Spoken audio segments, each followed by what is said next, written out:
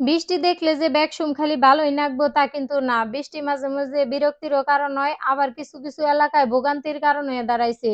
এই যে চট্টগ্রামের যে অবস্থা মানুষ মানে বন্যা হয়ে গেছে গা, মানুষ জায়গায়, জায়গায় মারা গেতাছে। না আসলে খুবই কষ্টের। দেখতেও কষ্ট লাগে। এইজন্য বৃষ্টি এখন আর ভাল লাগতাছে না। আল্লাহ এই বৃষ্টিটা দুনিয়া থেকে উঠায় নেক। তো যাই হোক আমি সকাল, সকাল আজকে রান্দাবাড়ির আয়োজন করে লইছি। আর আমি সকালে রান্না করে একটা রিলের মাধ্যমে কইছি যে আমার ২ টা মেহমান আসার কথা ছিল, কিন্তু হেরা ওই বৃষ্টির কারণে আবার পারে নাই। যদিও মেলা জরুরি কামে আবার চাইছিল।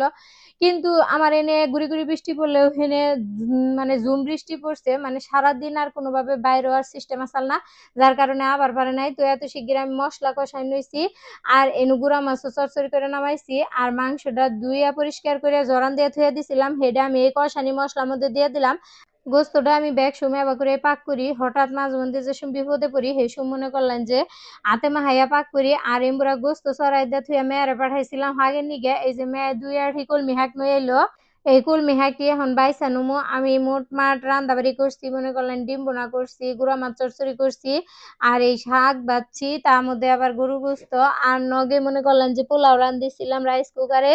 এই যে আলু ডি চুলায় নিতেছি তরকারিতে দিবার নিগে। গোস্তটি আমার পরাই কষানি হয়ে আইছে, কিন্তু এরপরে আমার টুকটাক আর কোনো ভিডিও করা হয় নাই, কারণ আজকে সকাল সকাল আর্জেন্টিনার খেলা, আমার ক্যামেরাম্যান সেই খেলা দেখা নিয়ে ব্যস্ত আসাল, যার কারণে আমার আর কোনো ভিডিও করে দেখার নাই। আর এটা হইতেছে আমার মেয়ের ছোট্ট মিনি বাগান। হে যা পায় তাই মধ্যে এই টুকটাক গাছ বুনে, আর কি গাছ এনে কোন থেকে খুঁটা মুটা আনে। যাই হোক অভ্যাসটা ভালোই আছে। এই যে আমার রান্দাবাড়ি শেষ হইছে, মানে সব শেষ রান্না করে একটু দেখালাম যে কি কি আছিল।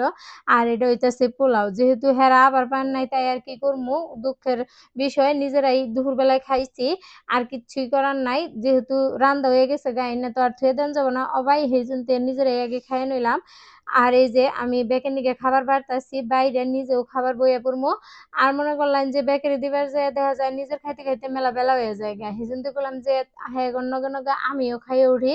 তো দুপুরের খাওয়া দাওয়া শেষে এটা হইতেছে বিকালের ভিডিও। আমার মেয়ে স্কুল থেকে ফেরার পথে হ্যার বাইর নিগে জালমুড়ি নিয়ে এসেছে। বাইরে তো জালমুড়ি খাবার নিগে কয়দিন ধরে বায়না ধরছে, তো পরে আজকে টেহা দিয়ে দিছে, দিয়ে এই যে জালমুড়ি নিয়ে এসে কি পরিমাণ মরিচ এটা কবার নাই, হে খায় হেরে এমন জাল ধরছে সেই কথা আর নাই কইলাম। পরে কইতেছে যে আবার যদি জালমুড়ি আনো সামনে গিয়ে তাহলে যদি আর জাল মরিচ দেয় তাহলে তোর খবর আছে।